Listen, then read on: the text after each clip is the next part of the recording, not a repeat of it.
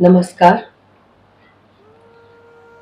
पहलगांव की 26 निर्मम हत्याओं का बदला हमारी सशक्त सेना ने ले लिया है। पाकिस्तान के आतंकिस्तान को मिटाकर 6 मई की देर रात और 7 मई की सुबह लगभग 1:05 पे आतंकिस्तान पे अटैक करके 100 से अधिक आतंकियों को मार गिराया और उनके अड्डों को ध्वस्त कर दिया। 26 गए हुए व्यक्तियों को हम वापस तो नहीं ला सकते, लेकिन उनकी आत्मा की शांति के लिए ये ऑपरेशन बहुत जरूरी था, जो हमारे सशक्त नेतृत्व ने किया है। इसके लिए मोदी जी, उनकी कैबिनेट, तीनों सेनाओं, बीएसएफ, सीआरपीएफ, सभी को हृदय से धन्यवाद है, सैल्यूट है। इससे देशवासियों के हृदय में ठंडक पहुंची। ये नया भारत है, घर में घुसकर मारता है, ये दुनिया ने देखा है। पहले तो जब भी कोई आतंकी घटना होती थी, उसका जवाब ही नहीं दिया जाता था, लेकिन अब हमारे विजनरी प्रधानमंत्री ने ये स्पष्ट कर दिया है पाकिस्तान को और पूरे विश्व को कि अगर हमारे नागरिकों की सुरक्षा को हानि पहुंचाई जाएगी तो हम उसका बदला घर में घुसकर मार कर लेंगे, जो अभी अभी सेनाओं ने किया है। निर्दोष लोग जो पहलगांव में छुट्टियां मना रहे थे, क्या कसूर था उनका? वो वहां घूमने गए थे और वहां के लोकल्स को रोजगार दे रहे थे, बिजनेस बढ़ा रहे थे, और वहीं पे उनकी हत्या करवाई जाती है। पाकिस्तान का इसमें हाथ है, लेकिन लोकल्स का भी बहुत बड़ा हाथ है, जो ओवरग्राउंड वर्किंग करते हैं, आतंकियों को इशारे देते हैं कि कब सेना की मूवमेंट रहती है, कब नहीं, और कब सैलानियों की ज्यादा भीड़ होती है, कब कम होती है। स्पेशली वो देश जो भारत को विकसित होता देखकर बर्दाश्त नहीं कर रहे हैं और पाकिस्तान को डॉलर्स देकर पाल रहे हैं, उनके लिए ये आतंक का काम करते हैं। जैसे कि पाकिस्तान के रक्षा मंत्री ने खुद माना है एक इंटरव्यू देकर कि हम 30 सालों से आतंकियों को पाल रहे हैं। ये समझ नहीं आता कि तुम आतंकियों को दूसरे देशों के कहने पे पाल रहे हो, अमेरिका और यूरोप के। तुम्हारा अपना दिमाग भी तो है ना? तुम क्या कर रहे हो? अपने बच्चों को क्या बना रहे हो? जो आतंकियों के अपने बच्चे हैं उनको तो विदेश में पढ़ाते हैं वो, और लोकल्स के गरीब लोगों के बच्चों को आतंकी बनाकर मरवाने के लिए भेज देते हैं।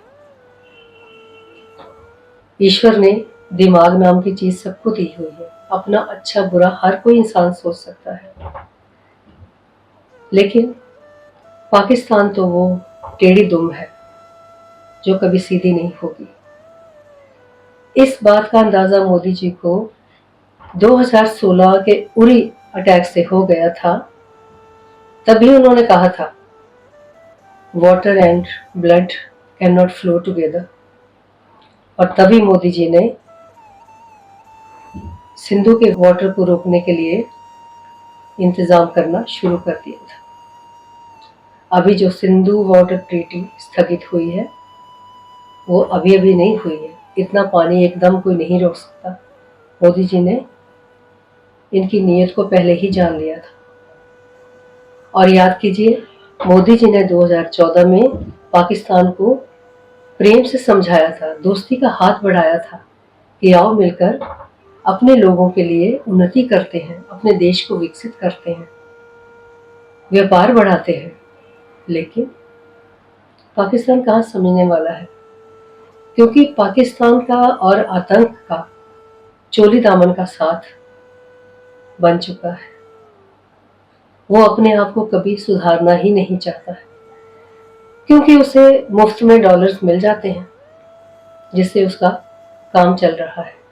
उसने उन्नति क्यों करनी, अपने बच्चों को क्यों पढ़ाना, क्यों साइंटिस्ट बनाना, क्यों कुछ और बनाना, बस उनको आतंकी ही बनाना है। बड़ा दुख होता है ये देखकर। पर मोदी जी ने स्पष्ट संदेश दिया है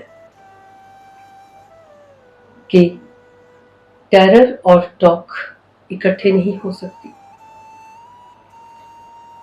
टेरर और ट्रेड भी साथ नहीं चल सकता। उन्होंने बॉर्डर्स भी बंद कर दिए हैं, ट्रेड बंद कर दिया है, पाकिस्तानी वीजा रद्द कर दिए हैं, ताकि पाकिस्तान को कुछ समझ आए, अकल आए। और उन्होंने साफ कहा है कि अगर हमारे देश में एक भी आतंकी घटना हुई तो हम उसे युद्ध ही समझेंगे और उसे युद्ध के द्वारा उसका जवाब देंगे। अब इतना संदेश तो बहुत क्लियर है। उन्होंने ये भी कहा है कि हम अब बात करेंगे तो टेररिज्म पे करेंगे, अब अगर बात होगी तो पीओके पे होगी। अगर पाकिस्तान आतंक पे लगाम लगाएगा तो वो फायदे में ही रहेगा।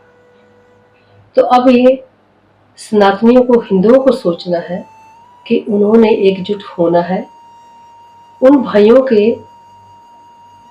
हत्याओं का बदला लेना है जिनकी निर्मम हत्याएं कर दी गई हैं। जरा सी भी सेल्फ रिस्पेक्ट होगी तो वो वहां नहीं जाएंगे। अब तो पूरी दुनिया ने देखा है कि वहां हिंदुओं के साथ क्या हाल हुआ है।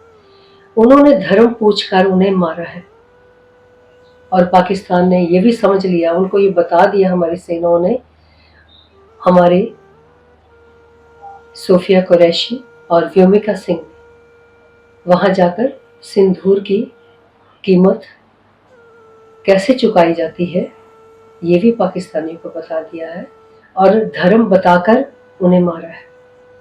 हाँ, भारतीय सेना ने पाकिस्तानियों को, आतंकियों को धर्म बता के मारा है कि हम कौन लोग हैं। हम किसी को छेड़ते नहीं हैं, अगर कोई छेड़ता है तो उसे कभी छोड़ते नहीं हैं। ये नए भारत की नीति है। अब हमें अपने देश में ही अलर्ट होकर रहना पड़ेगा। शायद हमारा ही देश इकलौता है जिसमें सभी धर्मों के लोग इतनी शांति से रहते हैं और हम सभी को एक्सेप्ट करते हैं। अब तो हमें जागरूक होना पड़ेगा।